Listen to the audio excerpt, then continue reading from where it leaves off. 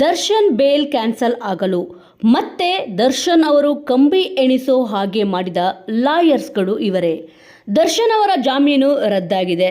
ಮತ್ತೆ ನಟನನ್ನು ಕಂಬಿ ಹಿಂದೆ ಸೇರಿಸೋಕೆ ಶ್ರಮಿಸಿದ ವಕೀಲರ ತಂಡ ಯಾವುದು ಗೊತ್ತಾ? ರೇಣುಕಾಸ್ವಾಮಿ ಪ್ರಕರಣದಲ್ಲಿ ನಟ ದರ್ಶನ್ ಅವರು ಸೇರಿದಂತೆ 7 ಜನ ಆರೋಪಿಗಳ ಜಾಮೀನು ರದ್ದಾಗಿದೆ.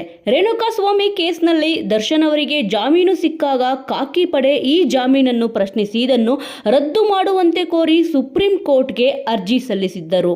ವಾದ ವಿವಾದ ಬಳಿಕ ಈಗ ಸುಪ್ರೀಂ ಕೋರ್ಟ್ 7 ಜನರ ಜಾಮೀನನ್ನು ರದ್ದು ಮಾಡಿದೆ. ಸದ್ಯ ಈ ಒಂದು ಪ್ರಕರಣದಲ್ಲಿ ರಾಜ್ಯ ಪೊಲೀಸ್ ಪರ ಮಾತನಾಡಿದ ಖಾಕಿ ಪಡೆಯ ಫೋಟೋ ಒಂದು ವೈರಲ್ ಆಗಿದೆ. ದರ್ಶನ್ ಅವರ ಜಾಮೀನು ಕ್ಯಾನ್ಸಲ್ ಮಾಡಿಸಿ ಮತ್ತೆ ಕಂಬಿ ಎಣಿಸೋ ಹಾಗೆ ಮಾಡಿದ ವಕೀಲರ ಟೀಮ್ ಕೂಡ ಇದೆ. ದರ್ಶನ್ ಅವರ ಪರ ವಾದ ನಡೆದರೂ ಕೂಡ ಆರಂಭದಿಂದಲೇ ಸುಪ್ರೀಂ ಕೋರ್ಟ್ ಹೇಳಿಕೆಗಳು ದರ್ಶನ್ ಅವರ ವಿರುದ್ಧವಾಗಿಯೇ ಇದ್ದವು.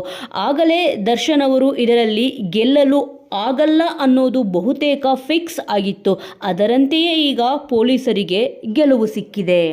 ರೇಣುಕಾಸ್ವಾಮಿ ಕೊಲೆ ಕೇಸ್ನಲ್ಲಿ ನಟ ದರ್ಶನ್ ಅವರಿಗೆ ಸುಪ್ರೀಂ ಕೋರ್ಟ್ ಬಿಗ್ ಶಾಕ್ ಕೊಟ್ಟಂತಾಗಿದೆ. ಕರ್ನಾಟಕ ಹೈಕೋರ್ಟ್ ಮಂಜೂರು ಮಾಡಿದ್ದ ಜಾಮೀನನ್ನು ಸುಪ್ರೀಂ ಕೋರ್ಟ್ ರದ್ದು ಮಾಡಿ ಆದೇಶ ಕೂಡ ಹೊರಡಿಸಿದೆ. ಜಾಮೀನು ರದ್ದಾದ ಹಿನ್ನೆಲೆ ನಟ ದರ್ಶನ್ ಅವರು ಹಾಗೂ ಪವಿತ್ರ ಗೌಡ ಕೋರ್ಟ್ಗೆ ಸರೆಂಡರ್ ಆಗಬೇಕಿದೆ. ಡಿ ಗ್ಯಾಂಗ್ ಮತ್ತೆ ಎಷ್ಟು ತಿಂಗಳು ಜೈಲಿನಲ್ಲಿ ಫಿಕ್ಸ್ ಗೊತ್ತಾ? ಜಾಮೀನು ಪಡೆದು ಹೊರಬಂದ ಡಿ ಗ್ಯಾಂಗ್ ಇದೀಗ ಮತ್ತೆ ಜೈಲು ಪಾಲಾಗಬೇಕಿದೆ. ಜಾಮೀನು ರದ್ದಾದ ಮೇಲೆ ಮತ್ತೆ ಈಗ ಜೈಲು ಸೇರಿದರೆ ಕನಿಷ್ಠ ಅಂದರೆ 6 ತಿಂಗಳು ಜೈಲಿನಲ್ಲೇ ಕಾಲ ಕಳೆಯಬೇಕಿದೆ. ಈಗ ಬಂದಿಯಾಗಿ ಒಳಗೆ ಹೋದರೆ ಕನಿಷ್ಠ 6 ತಿಂಗಳು ಜೈಲ್ ಫಿಕ್ಸ್ ಅಂತ ಹೇಳಲಾಗುತ್ತಿದೆ. ಸುಪ್ರೀಂ ಆದೇಶವನ್ನು ಪ್ರಶ್ನಿಸಿ ತ್ರಿಸದಸ್ಯ ಪೀಠಕ್ಕೆ ಅರ್ಜಿ ಹಾಕಲು ಅವಕಾಶ ಇದೆ. ಆದರೆ ತ್ರಿಸದಸ್ಯ ಪೀಠಕ್ಕೆ ಅರ್ಜಿ ಅಡ್ಮಿಟ್ ಆಗುವುದೇ ಕಡಿಮೆ ಎಂದು ವರದಿ ಆಗಿದ್ದು, ಹೀಗಾಗಿ ದರ್ಶನ್ ಅವರು ಮತ್ತು ಗ್ಯಾಂಗ್ಗೆ ಬಹುತೇಕ 6 ತಿಂಗಳು ಜೈಲೇ ಗತಿಯಾಗಿದೆ.